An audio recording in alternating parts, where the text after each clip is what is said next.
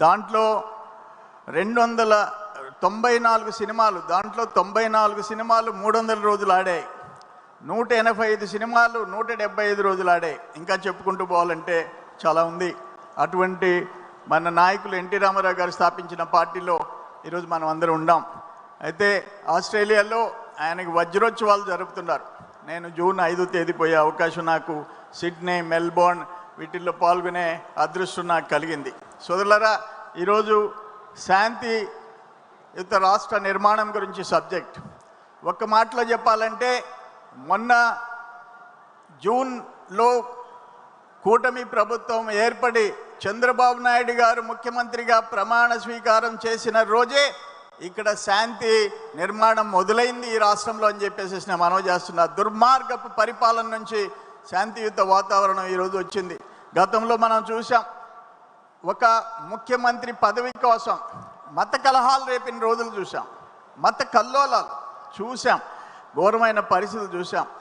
Naxalism control చేయాలని బాబు గారు నిర్ణయాలు తీసుకుంటే బాబు గారు ప్రాణాలకే, చంద్రబాబు నాయుడు గారి ప్రాణాలకే అలిపిరిలో ముప్పు వచ్చిన విషయం ఆ భగవంతుడు కాపాడింది మనం అందరం చూసాం. తెలుగుదేశం అంటేనే శాంతియుత రాష్ట్రం అని చెప్పి, శాంతియుత పరిపాలన అని చెప్పేసి మీ అందరికీ నేను మనవి చేసుకుంటా.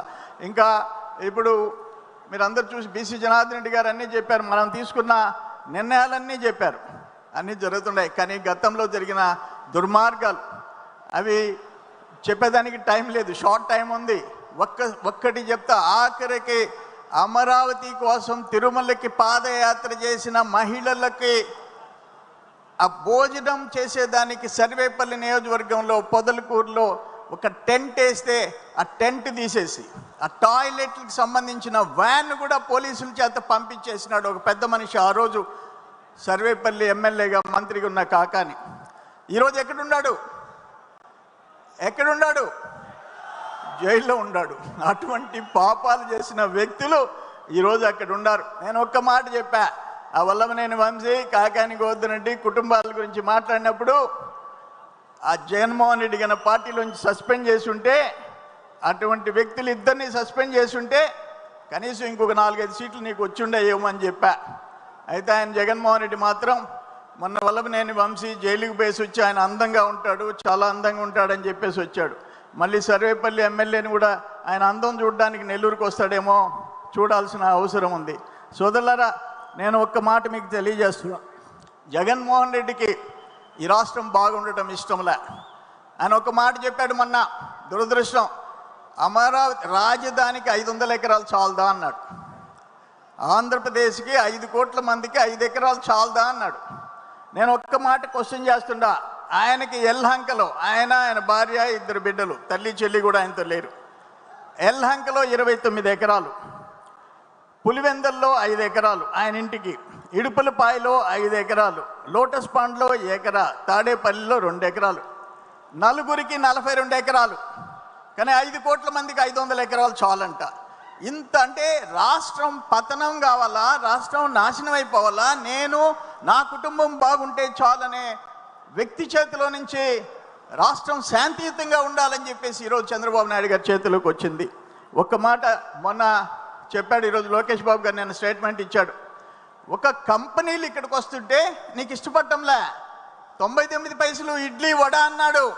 కాదు, 50 లక్షలు దమ్ముంటే రాజీనామా చేయి, నువ్వు పులివెందులో చేయి, నేను మంగళగిరిలో చేస్తానన్నాడు. మన యువ నాయకుడు లోకేష్ బాబు ఛాలెంజ్ చేశాడు, దమ్ముంటే చేయమని చెప్పేసి. నేను కూడా ఈ వేదిక మీద నుంచి జగన్మోహన్ రెడ్డిని సవాల్ చేస్తుండా, ఇంత ఘోరమైన వ్యక్తి మన రాష్ట్రం గ్రోత్ రేట్ని కూడా ఘోరంగా చూపించి మంది 8.13% రేట్తో 2వ స్థానంలో దేశంలో తమిళనాడు తర్వాత మనం ఉంటే మనం అధోగతి పాలైందని ఒక్క మాట మీ అందరికీ నేను తెలియజేస్తున్నా. సాక్షి పత్రిక చదవండి, ఈరోజు చదివితే ఈ రాష్ట్రం ఏ విధంగా నాశనం కావాలని జగన్మోహన్ రెడ్డి కోరుకుంటున్నాడో, ఆ జగన్మోహన్ రెడ్డి ఆలోచనలన్నీ ఏ విధంగా సాక్షిలో ప్రతిబింబిస్తున్నాయో చూస్తే కడుపు మండిపోయే పరిస్థితి అని చెప్పేసి. ఇటువంటి వ్యక్తులు దురదృష్టం మన రాష్ట్రంలో ఒక ముఖ్యమంత్రిగా చేరటం అని చెప్పేసి నేను మీ అందరికీ నేను తెలియజేస్తున్నా. సోదరులారా, నేను కొన్ని ప్రశ్నలు అడుగుతా మిమ్మల్ని, మీరు చెప్పాలా. ఒక ముఖ్యమంత్రిగా, ఈరోజు మాజీ ముఖ్యమంత్రిగా, గతంలో 2012లో 43,000 కోట్ల అవినీతి కేసులో, సిబిఐ కేసులో మొదటి ముద్దాయిగా ఉండేది ఎవరు అని చెప్పేసి అడుగుతా ఉండా. జగన్మోహన్ రెడ్డి.